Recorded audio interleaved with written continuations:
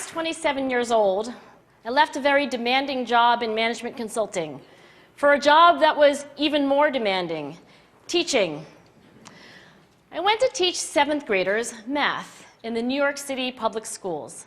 And like any teacher, I made quizzes and tests, I gave out homework assignments. When the work came back, I calculated grades. What struck me was that IQ was not the only difference between my best and my worst students. Some of my strongest performers did not have stratospheric IQ scores. Some of my smartest kids weren't doing so well. And that got me thinking. The kinds of things you need to learn in 7th grade math, sure, they're hard. Ratios, decimals, the area of a parallelogram. But these concepts are not impossible. And I was firmly convinced that every one of my students could learn the material if they worked hard and long enough. After several more years of teaching, I came to the conclusion that what we need in education is a much better understanding of students and learning from a motivational perspective, from a psychological perspective. In education, the one thing we know how to measure best is IQ. But what if doing well in school and in life depends on much more than your ability to learn quickly and easily? So I left the classroom and I went to graduate school to become a psychologist. I started studying kids and adults in all kinds of super challenging settings. And in every study, my question was, who is successful here and why? My research team and I went to West Point Military Academy. We tried to predict which cadets would stay in military training and which would drop out. We went to the National Spelling Bee and tried to predict which children would advance farthest in competition. We studied rookie teachers working in really tough neighborhoods, asking which teachers are still going to be here in teaching by the end of the school year. And of those, who will be the most effective at improving learning outcomes for their students?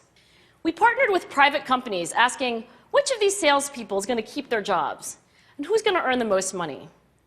In all those very different contexts, one characteristic emerged as a significant predictor of success. And it wasn't social intelligence, it wasn't good looks, physical health, and it wasn't IQ. It was grit.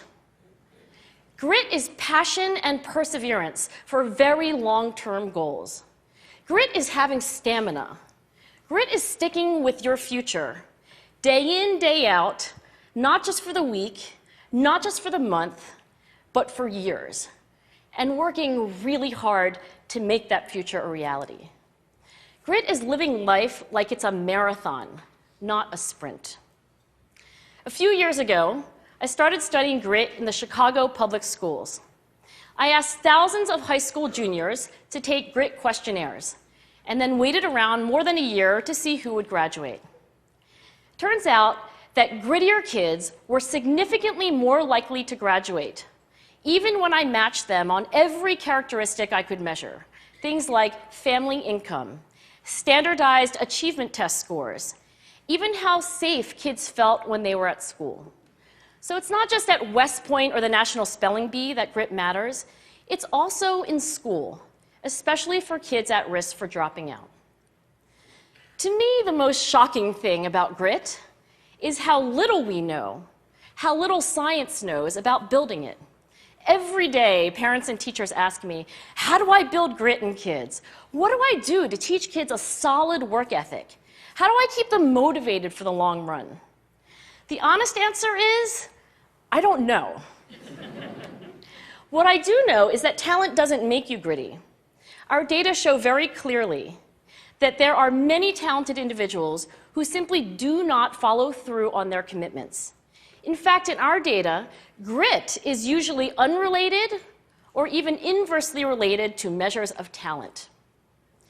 So far, the best idea I've heard about building grit in kids is something called growth mindset.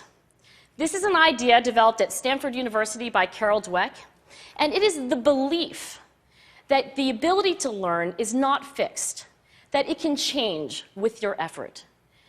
Dr. Dweck has shown that when kids read and learn about the brain and how it changes and grows in response to challenge, they're much more likely to persevere when they fail because they don't believe that failure is a permanent condition. So growth mindset is a great idea for building grit, but we need more. And that's where I'm going to end my remarks, because that's where we are. That's the work that stands before us. We need to take our best ideas, our strongest intuitions, and we need to test them. We need to measure whether we've been successful, and we have to be willing to fail, to be wrong, to start over again with lessons learned. In other words, we need to be gritty about getting our kids grittier. Thank you.